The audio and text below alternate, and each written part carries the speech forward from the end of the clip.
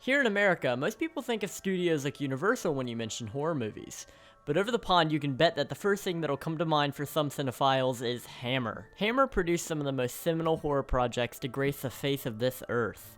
Most famously, they adapted the source material that spawned the classic Universal monsters and brought them to a new age. Originally, they just spruced them up with color and on-screen blood. Wow, look at that stuff. That's the good stuff. But inevitably, Hammer started to make their films more mature with gore, cursing, nudity, and lots of heavy material. I attribute this to the renaissance of explicit movies coming out in the late 60s and early 70s. Movies like Rosemary's Baby and Texas Chainsaw were putting Hammer to shame, and they just couldn't keep up. Eventually, the company essentially capsized, but their films grew in cult status with horror fans, and eventually felt a resurgence of popularity with the 21st century. But one problem with watching Hammer films these days is their availability. The rights to each movie lies with a different distributor, so it's difficult to put together a good box set of anything really meaningful. Movies from the same series can't even be owned by the same distributor. For example, this Dracula DVD combo has 4 of the films, but is missing the others in between it. So Warner Brothers owns the distribution rights to 1, 4, 5, and 7, but not 2, 3, 6, 8, or 9? It's a whole messed up system.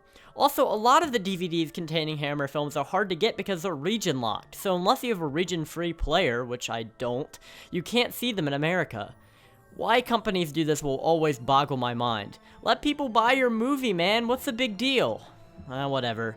So I own a few of these on DVD, a couple of digital downloads, a handful are free from Hammer on YouTube, and some you just have to pirate if you want to see them. It's unfortunate to say, but that's really the reality of it. Watch the FBI hunt me down now because I admit to pirating 1968's The Reptile. Yeah, lock me up, will ya? What my goal is for today is to talk about my 10 favorite Hammer films, while introducing some interesting trivia about them here and there. Obviously, I can't leave out the Universal Monster remakes, but I'm going to try to keep that to a minimum.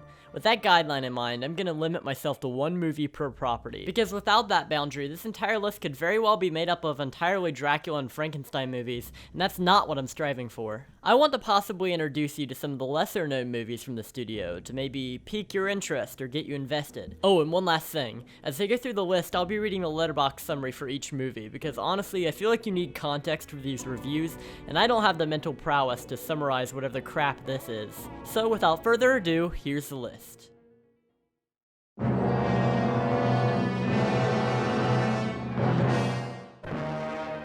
The Curse of the Werewolf, that was laid on a baby who grew into a man possessed by a monster. In The Curse of the Werewolf, an infant is raised by a wealthy but kindly bachelor gentleman and his woman servant, who learn years later that he is a werewolf, a demon-possessed being whose only chance for normalcy will be, as a young man, to find a woman who will love him for himself, which will affect his release from this curse.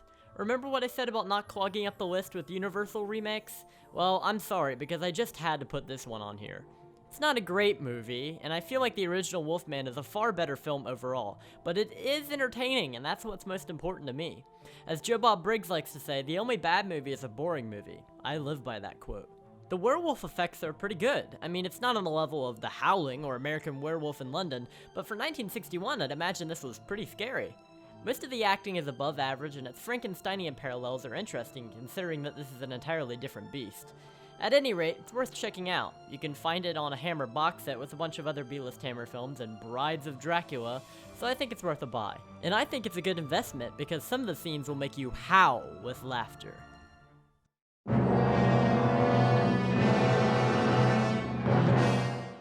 For all who are willing to pay the price, we invite you to go through the mirror of life.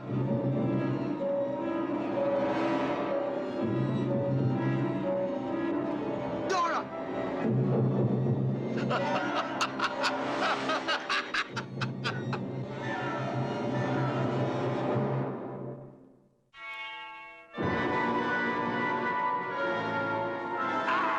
After a spate of murders, the villagers of Steitel kill the depraved perpetrator, Count Mitterhaus. 15 years later, the Circus of Knights appeared in the plague-ridden village, and its performers include Mitterhaus's mistress, children, and cousins. They have come to Steitel to fulfill the Count's last words, an evil, vicious curse of death and destruction on those who have participated in his impaling. The children of Steitel become targets for a brutal and devastating revenge as the vampire circus rehearses for its most deadly performance. I was introduced to this one by my dad. You know, the one from the podcast? Yeah, that one. It was free on YouTube, so I thought, aw, what the heck, and I gave it a viewing. And you know what? It was pretty great. As far as Hammer vampire movies go, I'd rank it above some of the lesser Dracula sequels and just slightly below some of the movies that we'll talk about later in the list. It's got some freaky stuff, some sad stuff, and some laughs. It's as much of an emotional roller coaster ride as you can have with a name like Vampire Circus. Like I said, it's free, so give it a watch. I'm absolutely sure this will stake its way into your heart too.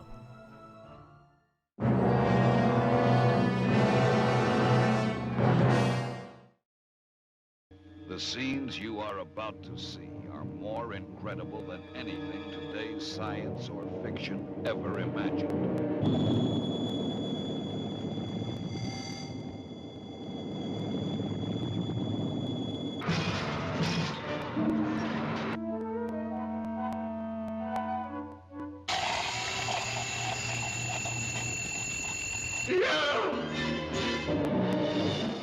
In Quatermass in the Pit, an ancient Martian spaceship is unearthed in London and proves to have powerful psychic effects on the people around. Now I hear what you're saying. Quatermass? What's that?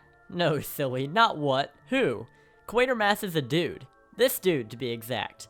Quatermass was the protagonist of a series of 3 Hammer films spanning 3 decades. He's a scientist and an investigator, sort of like a modern-day Sherlock Holmes. As for the other films in the series, I actually think I like Quatermass 2 better than this movie, but I don't know for sure if that's produced by Hammer because it says BBC in the credits. But the first film was made by Hammer and it's a worthy viewing. So why did I pick this one? It's simple. Grasshopper aliens. Oh, and color film. Mostly the latter. I put this one on here because I find that people are much more willing to watch a color film that I recommend to them. And I totally get that. Sometimes black and white movies are slightly less accessible. And I'm sure that this one will hold your interest, as it's got a perfect mix of sci-fi, psychedelia, horror, and action to captivate anybody. I've said it once and I'll say it again, this film is hopping mad. Are we tired of the puns yet? Because I sure am. And the worst part is that they aren't even particularly good ones. I'm sorry. I'll see myself to the door.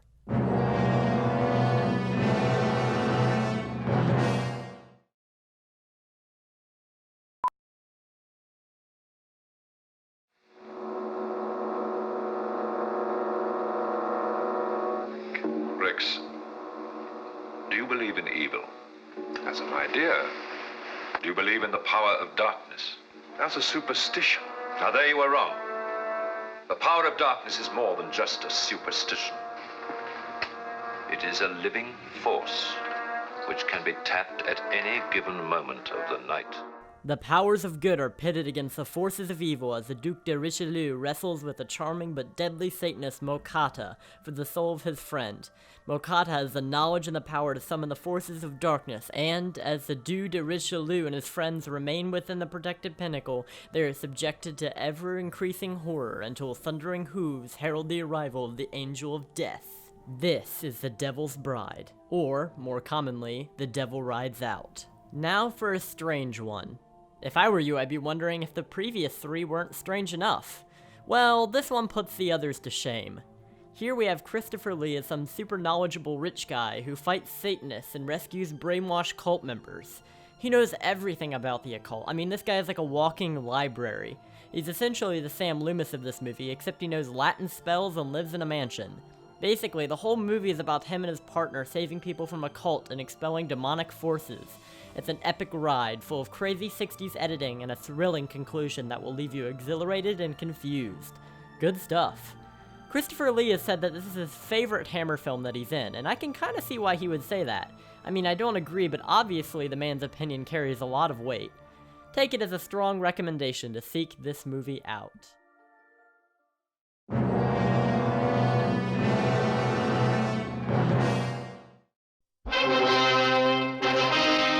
Egypt, 4,000 years ago. A land of strange rituals and savage cruelty. Many of their secrets are still hidden from the eyes of 20th century man. Secrets that protect their dead. supernatural powers that once released can live again in our modern world. One by one, the archaeologists who discovered the 4,000-year-old tomb of Princess Ananka are brutally murdered. Karis, high priest in Egypt 40 centuries ago, has been brought to life by the power of the ancient gods, and his sole purpose is to destroy those responsible for the desecration of the sacred tomb. But Isabel, the wife of one of the explorers, resembles a beautiful princess, forcing a speechless and tormented monster to defy commands and abduct Isabel to an unknown fate. Here's another Universal remake, but this one's way better. Christopher Lee plays a mummy in a revamp of the original Mummy from the 30s, but this mummy is not as eerily human as Karloff. He's a full-on cartoon mummy with bandages and all. But the strange thing is that he's actually really scary. He looks all mucky and dirty, and he shows no signs of remorse when he kills people. I remember seeing this when I was really young and thinking it was the original. I mean, it was so good it couldn't be a remake. I had a lot to learn, but this is really worth the time of day. Everyone devotes themselves to the property, and it's exciting to see a great deal of care and attention given to the mummy. Unlike some films... For shame.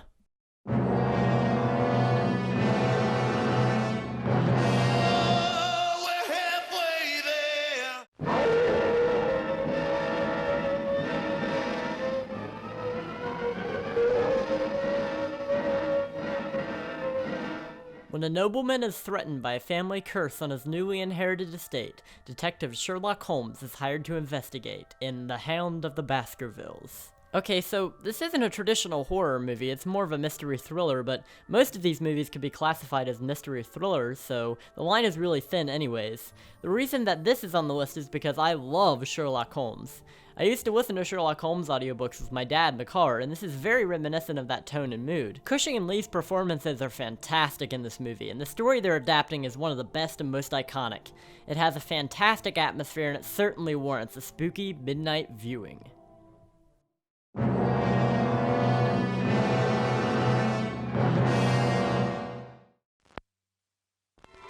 In the 18th century in Central Europe, a black terror swept across the face of the land.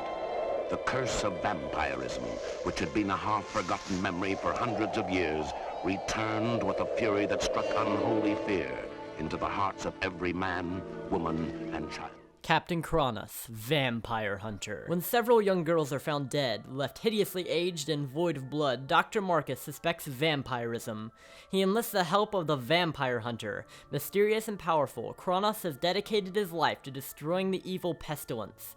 Once a victim of its diabolical depravity, he knows the vampire's strengths and weaknesses, as well as the extreme dangers attached to confronting the potent forces of darkness.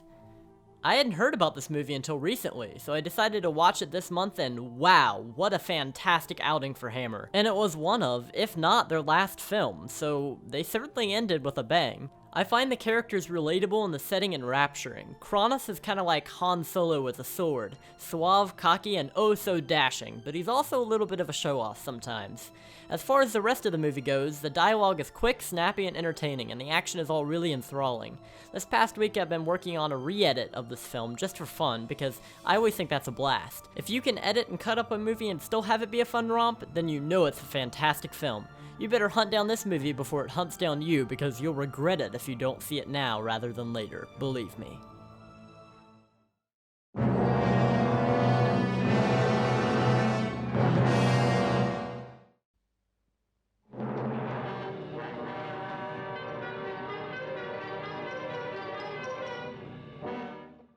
Blackmailing a young couple to assist with his horrific experiments, the Baron, desperate for vital medical data, abducts a man from an insane asylum. En route, the abductee dies, and the Baron and his assistant transplant the brain into a corpse. The creature is tormented by a trapped soul in an alien shell, and, after a visit to his wife who violently rejects his monstrous form, the creature wreaks his revenge on the perpetrator of all of his misery, Baron Frankenstein. For my Frankenstein movie of the list, I decided to go with Frankenstein Must Be Destroyed for a variety of reasons. For me, this movie balances the classic tropes and original concepts so well that it seems to have found a perfect mix. It's both familiar and new at the same time, and upon my first viewing, I was completely confident in calling it my favorite Hammer film. My opinion of it has settled a little bit since then, but not by much. It's still an awesome film and might be my favorite of the Frankenstein series. I was still debating going with Curse of Frankenstein from 1957 because that's the first one, and it's the most direct adaptation of the book in the Universal movie. However, though I think it might be the most narratively sound, it doesn't take any risks, and I appreciate movies that do. Therefore, Frankenstein Must Be Destroyed reigns supreme on this list as the best Hammer Frankenstein film. What an electrifying movie.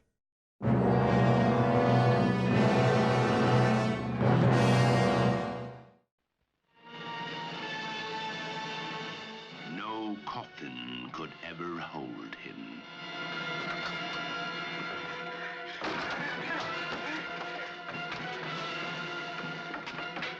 No door could ever bar his way. He is back from the dead. Count Dracula. In the shadow of Castle Dracula, the Prince of Darkness is revived by blood trickling from the head wound of an unconscious priest attempting an exorcism. And once more, fear and terror strikes Transylvania as the undead Prince of Darkness stalks the village of Keineberg to ensnare victims and quench his evil thirst. For my Dracula pick, I ended up going with the fourth film. Though Horror of Dracula is a lot of people's favorite, and Prince of Darkness may be the scariest, this is the one with the most emotional weight and suspenseful terror in my eyes. Dracula plays the part of a boogeyman who lurks in the shadows and preys upon the innocent people of the small town where his coffin resides. The characters all really feel like they care for each other as they're thrown into tough situations and are forced to make tough decisions in order to save the people they love. There's also a lot of humor in this movie, so it's not too bogged down with depression and stuff. And I think this movie has some of the best performances, hands down, of any Hammer film. This is the best Dracula movie from Hammer. But is it the best vampire movie from the studio? Well, maybe not.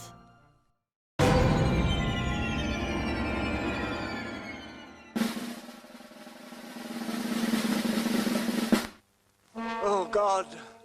Have mercy on this poor, unfortunate creature. In old Gothic Europe, they had two burning passions: witch hunting and devil worship.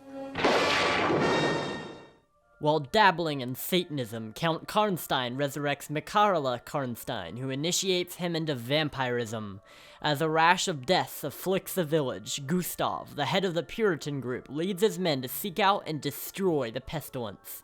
One of his twin nieces has been inflicted with the witchcraft, but Gustav's zeal and venom has trapped the innocent Maria, threatening her with a torturous execution, whilst Frida remains free to continue her orgy of evil. I know, I'm confusing myself. How did this movie, which I just saw for the first time this year, become my favorite Hammer film?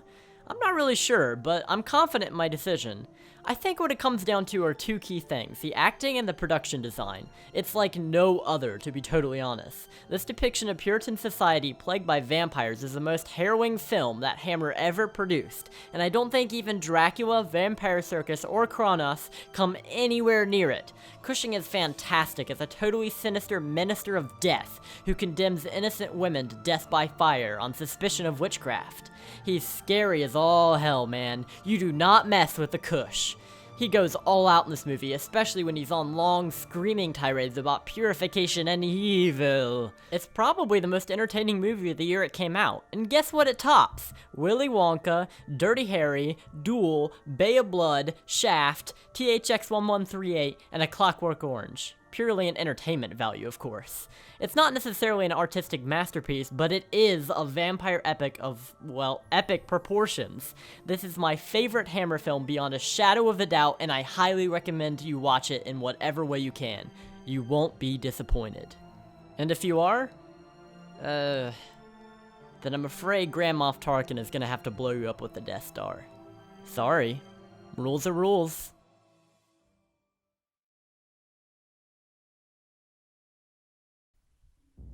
So there you have it, my favorite Hammer films. Of course, there are others that are worth discussing, but that's it for this video. I just wanted to get something out before Halloween. Hammer means a lot to me, so I couldn't think of a better way to properly start off this channel than to talk about the thing that sparked a lot of my interest in horror to begin with. Thanks for watching. If you'd be so kind as to leave a like, I'd appreciate it. As you can imagine, I've got a lot of ideas for upcoming videos, so definitely stay tuned for that. I'll try to post at least once a month, and each will go pretty in-depth about a subject. So if you're interested in hearing what I, as a 16-year-old boy, think of certain movies, subgenres, or trends, leave me some recommendations and subscribe for more content soon. Goodbye for now, and remember, the family that watches horror movies together stays together. Take care.